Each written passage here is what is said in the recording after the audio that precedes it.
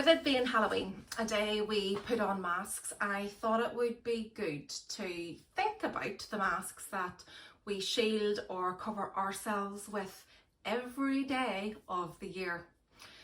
Many of us move through life feeling like we're disconnected with ourselves because we're pretending to be someone that we're just not for others, and it just doesn't feel authentic.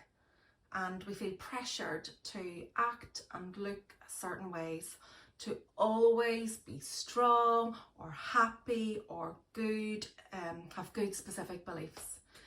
Most of us go through our entire lives wearing a series of masks. We have different masks for different purposes, and we wear different masks for different occasions. The perfect mask of someone who's always strong and positive and together. The professional mask that we put on for today's meeting.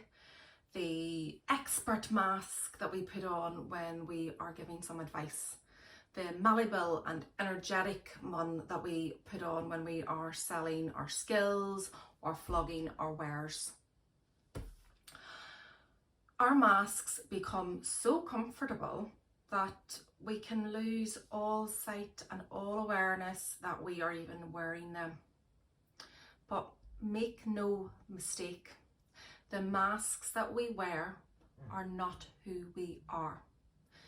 It's not that dissimilar to, the safety and the familiar that keeps so many of us stuck.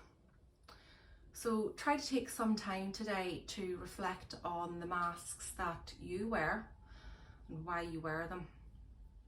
Have you fallen into wearing masks out of habit?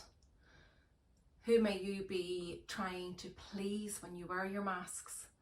What people do you feel the need to wear your masks when you're in the company of them?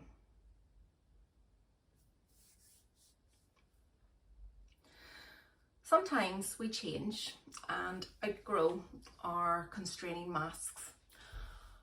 What we can remember is that we can always choose to take our masks off. Now, I love my fancy dress, which is why I had all the paraphernalia on, but I've taken it off.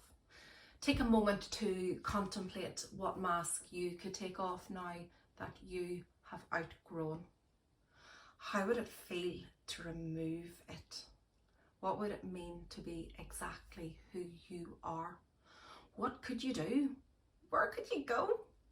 Now, beneath our masks are real sentient human beings, people with opinions and passions, people who can be frustrated and impatient, or human beings who can be deeply empathetic and compassionate.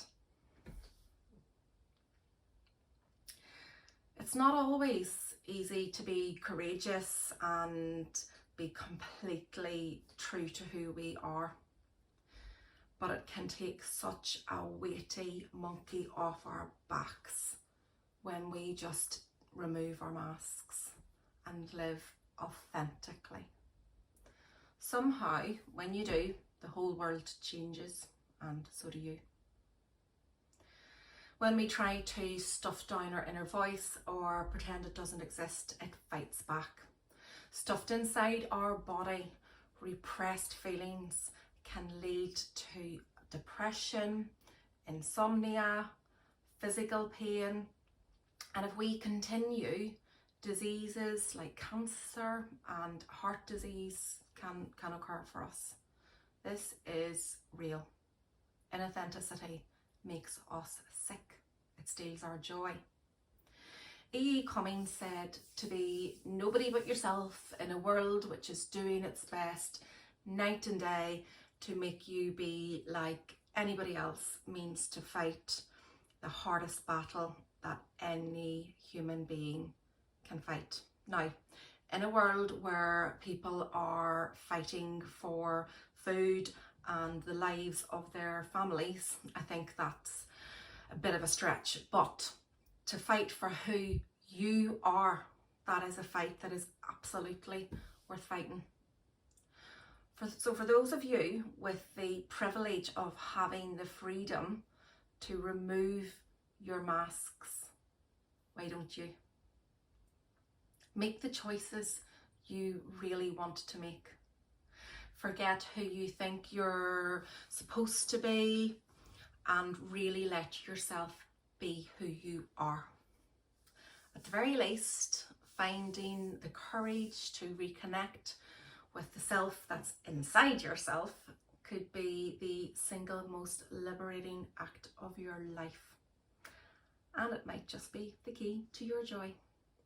Happy Halloween and hope you enjoy fancy dressing. Bye.